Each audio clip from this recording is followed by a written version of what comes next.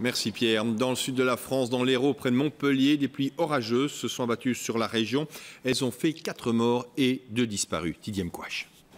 En équilibre, tout en haut de cet amas de bois, une voiture, une image qui témoigne de l'ampleur des crues d'hier soir.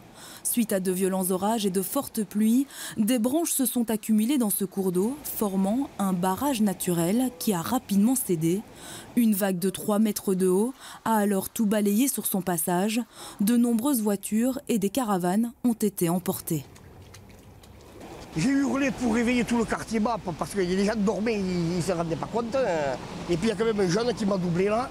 Et j'ai klaxonné, il ne m'a pas écouté.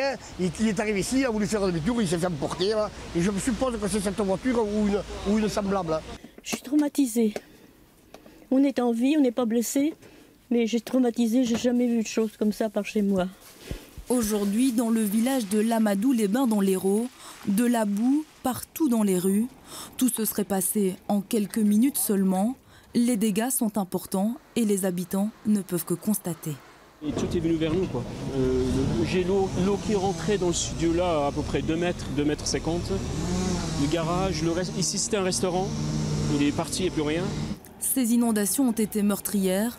4 personnes ont perdu la vie, emportées et noyées par les torrents. 2 autres sont toujours portées disparues. La région reste en alerte orange. Des orages sont encore attendus cette nuit.